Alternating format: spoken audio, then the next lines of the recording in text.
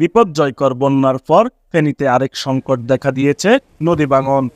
জেলার সোনাগাজী উপজেলার ছোট ফেনী এবং দাগনভূঞার সিলোনিয়া ও সদরের কালিদাস পাহালিয়া নদীর তীরবর্তী এলাকার 40টি স্থানে ইতিমধ্যেই ভাঙনের সৃষ্টি হয়েছে। অপ্রতিরোধ্য এই ভাঙনে ইতিমধ্যে বসতভিটা সহ কৃষিজমি নদীতে বিলীন হয়েছে। নদী ভাঙনে স্থানীয় মানুষদের মাঝে উদ্বেগ উৎকণ্ঠা থাকলেও পানি উন্নয়ন বোর্ডের কর্মকর্তার মতে মুসাপুর রেগুলেটর পুনর্নির্মাণ না করা পর্যন্ত নদী ভাঙন রোধ করা নিয়ে রয়েছে অনিশ্চয়তা। বন্যার ক্ষতি কাটিয়ে উঠতে না পারার আগেই মুসাপুর রেগুলেটর ভেঙে পড়ার প্রভাবে ছোট ফেনী নদী, সিলোনিয়া ও কালিদাস পাহালিয়া নদীতে পানির গতিবেগে একে একে বিলীন হচ্ছে নদীর তীরবর্তী ঘরবাড়ি ও ফসলি জমি। ইতিমধ্যেই ছোট ফেনী নদী এবং সিলোনিয়া নদীর তীরবর্তী 15 কিলোমিটার এলাকা জুড়ে নদী ভাঙন দেখা দিয়েছে বলে জানিয়েছে পানি উন্নয়ন বোর্ড। এছাড়াও বিলীন হয়েছে 41 হেক্টর কৃষি জমি। ঘর ভাঙে গেছে, রুম দুগা তিনগা ভাঙে গেছে, বুঝছেন। এখন আমরা আরেক জায়গায় যাইতেছি, ওই এক বাড়িতে যাই, এখন ঘর একটা রয়েছে, এখানে থাকবো। আর বন্যার পরে মুসাফর গেটটা ভাঙার পরের থেকে মানে আমাদের জোয়ারে আমাদের ঘর বাড়ি সব বিলীন হয়ে যাইতেছে। আমরা এখনো জোয়ারের মাধ্যমে ঘরের অলরেডি 2 রুম চলে গেছে আমার।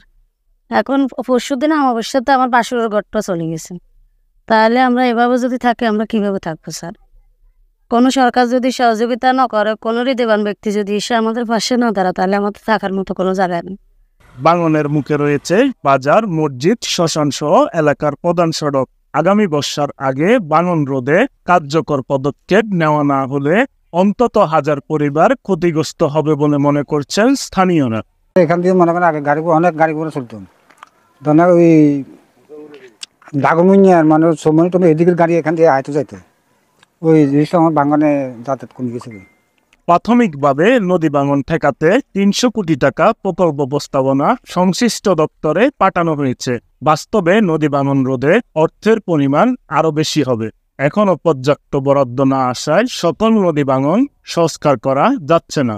পানি উন্নয়ন বোর্ডের এই কর্মকর্তা জানান, মুসাপুর রেগুলেটর ভেঙে যাওয়ার পর থেকে নদী ভাঙনের মাত্রা বৃদ্ধি পেয়েছে। নতুন করে মুসাপুর রেগুলেটর এবং ক্লোজার না করা পর্যন্ত ভাঙন রোধে স্থায়ী সমাধান হবে না। যত দ্রুত সম্ভব আমরা এই রেগুলেটরটি পুনর্নির্মাণের মাধ্যমে আবার এলাকায় যাতে পূর্ব অবস্থায় ফিরিয়ে আনতে পারি, পানি উন্নয়ন বোর্ড সেই চেষ্টা অব্যাহত আছে। আমরা সেই ক্ষয়ক্ষতি এবং আরেকটা প্রকল্প কীভাবে গ্রহণ করা যায় সেই লক্ষ্যে আমরা কাজ করে যাচ্ছি। নিজেদের গর্ভবসতি ও ফসলি জমি রক্ষায় নির্ঘুম রাত পার করছেন নদী তীরের মানুষ। সরকারের কাছে অতি দ্রুত কার্যকর পদক্ষেপ আশা করছেন দুর্গতরা। জাহিদুল আলম রাজন, ফেনীটাইমস.com, ফেনী।